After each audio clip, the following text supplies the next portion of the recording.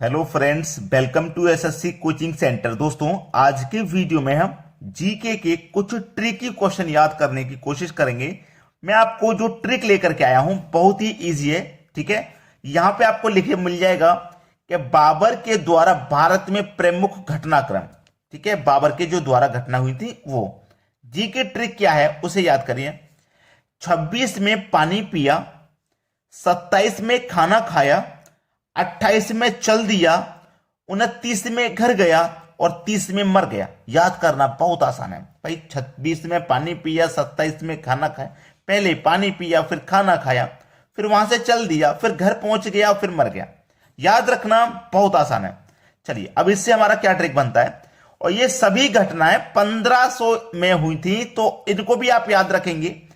1526, अब 26 में पानी पिया तो ऐसा नहीं कि 1626 हो गया, 1426, ऐसे नहीं। 1500 के घटनाक्रम है ये। ठीक है, बाबर के द्वारा। अब देख लेना, 26 में पानी पिया तो 1526 में पानी से क्या याद आया कि पानीपत का पहला युद्ध हुआ। ठीक है, पानी से क्या याद आया? पानीपत का पहला युद्ध जो कि इब्राहिम लोधी के साथ हुआ था। ठीक है, बाबर का इब्राहिम लोधी। फिर उसके बाद में 27 में खाना खाया तो 1527 में खाना से क्या आया? खानवा का युद्ध। 1527 में क्या हुआ? खानवा का युद्ध हुआ। और यह युद्ध किससे हुआ था? राणा सांगा से हुआ था, राणा सांगा के साथ। अब 28 में चल दिया भाई। 28 से क्या याद आया? 1528 में चलने से याद आएगा कि चंदेरी का युद्ध। चलने से यहां पे याद आएगा कि चंदेरी का युद्ध हुआ था जो कि मेदिनी राय के साथ में हुआ था। अब 29 में घर गया। 1529 में घर से क्या याद आएगा कि घाघरा का युद्ध हुआ था। 1529 में घाघरा का युद्ध हुआ था जो महमूद लोधी से हुआ था। अब 30 आया ना, 1530 में। 1530 में वो मर गया, यानी कि 1530 में बाबर की मृत्यु हो गई थी।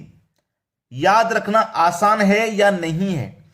याद रखना, 26 में पानी पिया, पानी से मतलब पानीपत का युद्ध। 27 में खाना खाया, खाना से मतलब खानवा का युद्ध। 28 में चल दिया, चलने से मतलब चंदेरी का युद्ध। 29 में घर गया, घर से मतलब घाघरा का युद्ध। और 30 में वो मर गया।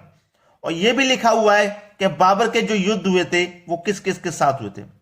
26 में इब्राहिम लोधी, 27 में राणा सांगा, 28 में मेदिनी राय, 29 में महमूद लोधी के साथ में हुआ था।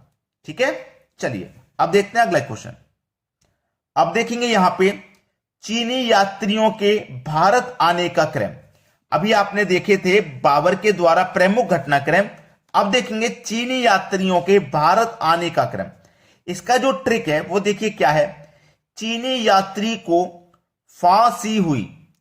आसान है याद रखना, फांसी होना एक आम बात है, यानी कि आम शब्द है जो सभी लोगों को पता होता है। फांसी हुई, चीनी यात्री को फांसी हुई, चीनी यात्री को फांसी हुई, इस तरीके से याद है आपको। अब इसी से आप नोट कर लेना। सबसे पहला क्या है? फा, यानी कि फांसी हुई। यही 4 वर्ड है, इन्हीं से आपको मिलेगा। फा से मतलब फाहियान। चीनी यात्री भारत आने का क्रम, सबसे पहले भारत कौन आए थे? फा से फाहियान।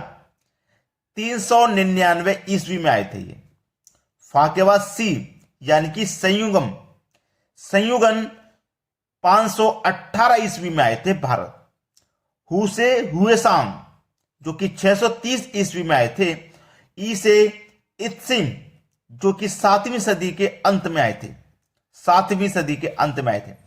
तो ये चीनी यात्री के भारत आने का जो क्रम है और इसका जो ट्रिक है, फांसी हुई, बहुत ही आसान है। फा से फाहियान, सी से संयुगन, हु से हुएसांग, ई से इत्सिंग। ठीक है, याद रखिएगा आपको। चलिए अब देखते हैं आगे। अब देखते हैं ग्रीन हाउस गैसों को याद रखने की ट्रिक। यह भी आसान है भाई। ट्रिक क्या है? मीना का जलवा और ग्रीन हाउस गैसेस। याद रहेगा, मीना का जलवा और ग्रीन हाउस गैसेस। देखो, ग्रीन हाउस गैसों को याद रखने की ट्रिक मीना का जलवा और ग्रीन हाउस गैसेस। ठीक हो, मीना, मीना से मतलब मीथेन गैस। ठीक है, मी से मीथेन, ना से नाइट्रोजन ऑक्साइड, का से कार्बन डाइऑक्साइड, जलवा, जलवा से आती है जल वाष्प, ठीक है, और से मतलब ओ से आती है ओजोन गैस। यानी कि ग्रीन हाउस गैसों को याद रखने का जो ट्रिक है वो आपको अच्छे से याद हो। क्या याद रखना आपको? मीना का जलवा और ग्रीन हाउस गैसेस, ऐसे कर दो आप अलग। मीना का जलवा और ग्रीन हाउस गैसेस आपको याद हो जाएंगे। मी से मीथेन गैस, ना से नाइट्रोजन ऑक्साइड, का से कार्बन डाइऑक्साइड, जलवा से जलवाष्प और से ओजोन। याद रहेगा कि नहीं याद रहेगा? चलिए, आपने देख लिया ना। अब इसको आप लाइक कर दो भाई, वीडियो को आप लाइक कर दीजिए। हम आपके लिए इतने अच्छे अच्छे ट्रिक बनाते हैं मेहनत करके, उसके लिए एक लाइक तो बनता है। और जितने बच्चे हैं जो तैयारी कर रहे हैं उन तक वीडियो को शेयर कर दो भाई, उन तक पहुंचाना जरूरी है। बहुत बच्चे मेहनत करते हैं, 2-2 3-3 साल से मेहनत कर रहे हैं, अभी तक नंबर नहीं आया। कोशिश करें कि सभी का नंबर आ जाए भाई, सभी पास हो जाए। बहुत मेहनत कर रहे हैं बच्चे तैयारी में, ठीक है दोस्तों। तो लाइक और शेयर जरूर बनता है, ठीक है। आप मुझे सब्सक्राइब नहीं कर रहे हो, मेरे चैनल को आपने सब्सक्राइब नहीं किया, ठीक है, लेकिन मुझे कोई एग्जाम थोड़ी ना देना है। आप मुझे सब्सक्राइब नहीं कर रहे, मुझे थोड़ी ना कोई एग्जाम देना। मैं किसी भी सरकारी नौकरी की तैयारी नहीं कर रहा, लेकिन जो तैयारी कर रहे हैं भाई उनके लिए शेयर कर दिया करो, ताकि वीडियो, अब मान लो इसी में से कोई क्वेश्चन फंस जाए एग्जाम में, इसी में से कोई क्वेश्चन फंस जाए, तो फिर आप क्या करोगे? यार मैंने ये वीडियो देखा था और भाई मैंने किसी को भेजा नहीं, मतलब मैंने तो कर दिया क्वेश्चन, मैं पास हो जाऊंगा, किसी और को पास नहीं होने दोगे क्या?